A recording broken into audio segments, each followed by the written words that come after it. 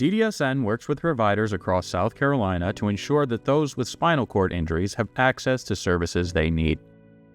We spoke to spinal cord injury survivors who have benefited from our resources. Jeffery Bogan is a victim of gun violence and a spinal cord injury survivor.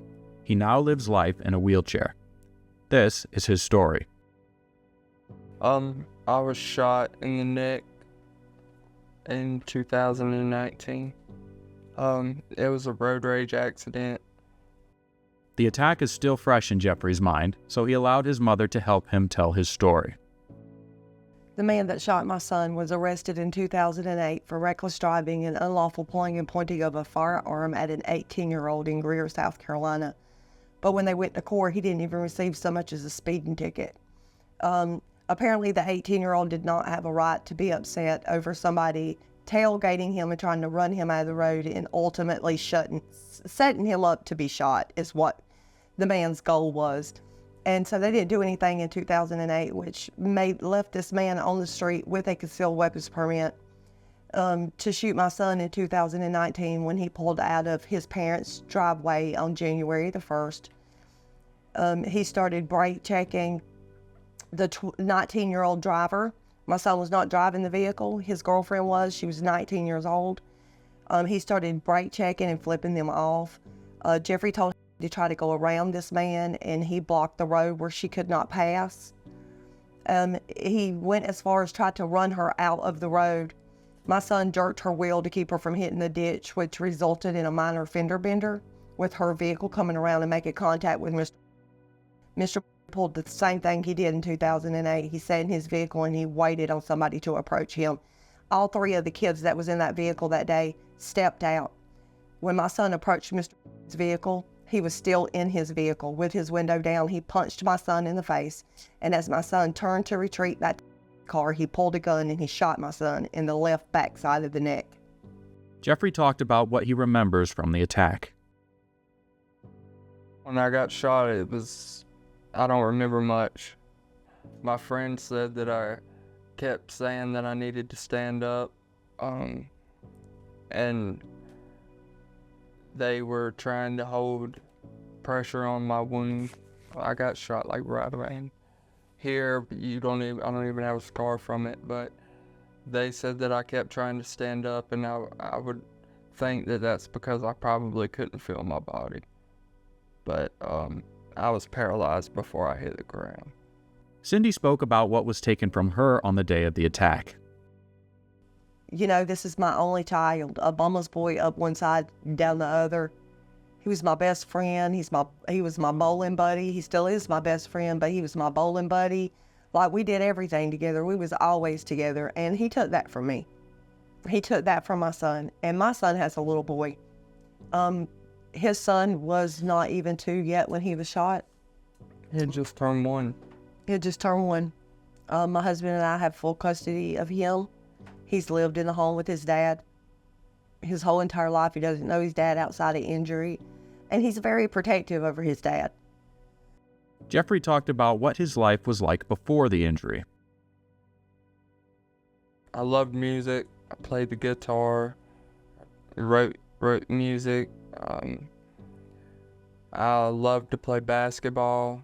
I was very athletic. I would play football, basketball. I spent a lot of time with my son, and just, being a young 23-year-old kid that I kind of feel like I still am a little bit, but I'm now 29. So,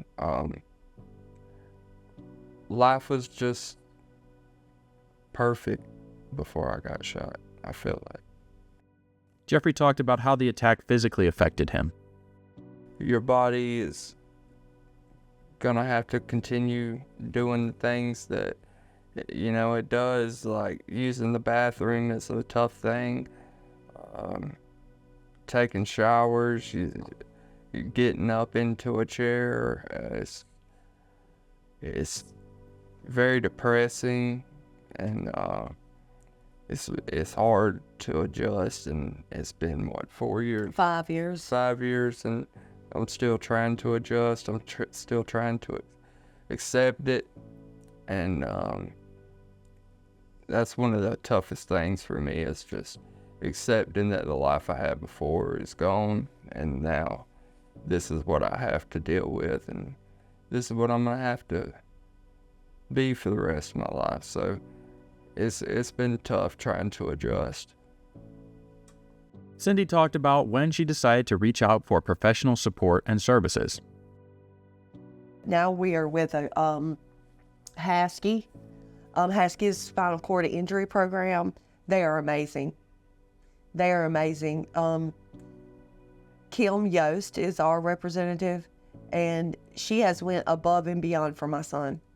I mean, anywhere from a wall lift so that we didn't have to push and pull him across the floor with a manual lift, and then as well as a ramp for our house that made it easier for him to be more independent, coming in and out of the house by himself. You know, making sure that all the supplies that he needs is in place. You know, coming out to say, hey, do you guys need this? Do you need that? Just a phone call, checking on Jeffrey. They're amazing. I mean, I couldn't say enough about Husky. He has a full-time caregiver now that stays with him, and they're a local company, which is called the Heart of the Carolinas, and they are amazing. I couldn't say enough of good things about them, and his caregiver's been with us for 3 years now. So we haven't had to, we've been really blessed. We had to go through a bunch of caregivers, and now, you know, he'll tell you that Miss Cynthia is his best friend, and that is his caregiver. But right now we just have Husky and then the home health. Jeffrey had words for those who may be in a similar situation. Hey, your life's not over. It may feel like it is, but, you know, you're still here for a reason, is what I'm told a lot. Sometimes I feel like I'm being punished, but being able to see my son every day is not a punishment. So just know, you know, I'm still working on accepting this, and I'm sure there's better times to come. So I would say, you know, just pray and hope that God will show you why you're still here. Cindy had one final warning to give viewers. It's a conversation that needs to be started about road rage. You don't know who that person is in front of you that's brake checking you, or behind you that's tailgating you. You don't know what's in that person's heart, why they're doing the things that they do, but do not engage. If somebody's behind you, pull over. If they're in front of you, pull over. They only have the power that you give them. And do not, under any circumstances, step outside of your vehicle. If something was to happen, remain in your vehicle.